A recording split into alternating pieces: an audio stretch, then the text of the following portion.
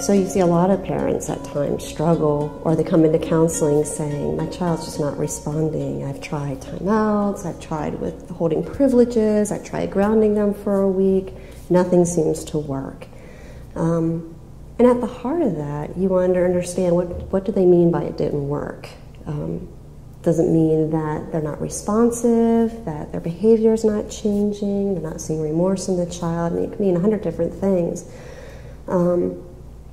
And I guess the way to start looking at that is by saying, why do we discipline children? What's the point of it? Is it to produce behavioral change? Is it to produce a heart change? Is it both? At the end of the day, my primary concern as a parent needs to be, am I shepherding and loving and raising and disciplining my children in a godly way before the Lord? Do I know them well?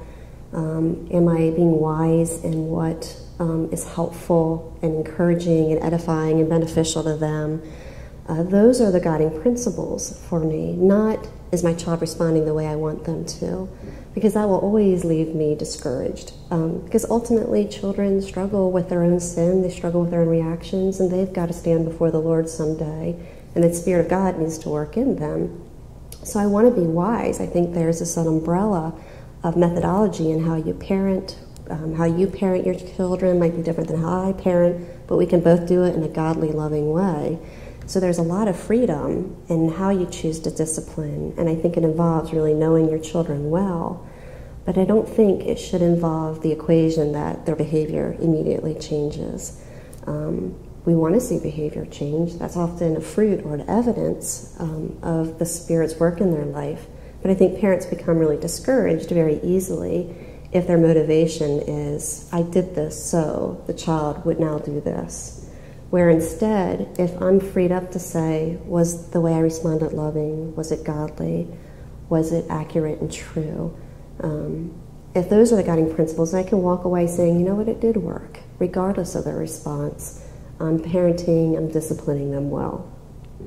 Again, in parenting, we tend to look for formulas. If I do this, then here will be the outcome. And we even approach Scripture that way. God says if you train a child in the way he should go, he won't depart from it. Well, he's departing from it. He's not doing what he's supposed to.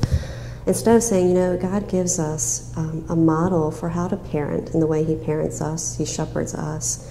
And there is liberty to look at our children and say, what are their needs? What are their strengths and weaknesses? How can I love them well? What are my strengths and weaknesses in my parenting? How do I need to grow in grace and wisdom? So that's part one of just saying, how has God equipped me? Where do I need to grow as a parent? And what are my goals for my children? What are my biblical goals for my children? What's God really calling me to do versus what isn't my duty and obligation? My children are not...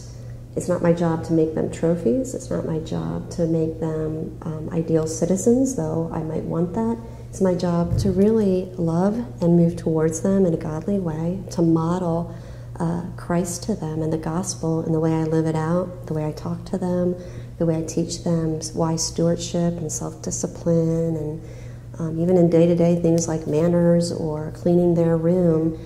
The end result isn't, I want a clean room. The end result is I want to teach them self-discipline. I want to teach them skills for living and godliness and how they live out their daily life. So my primary job is to move towards them in love and model those things in the way I live life.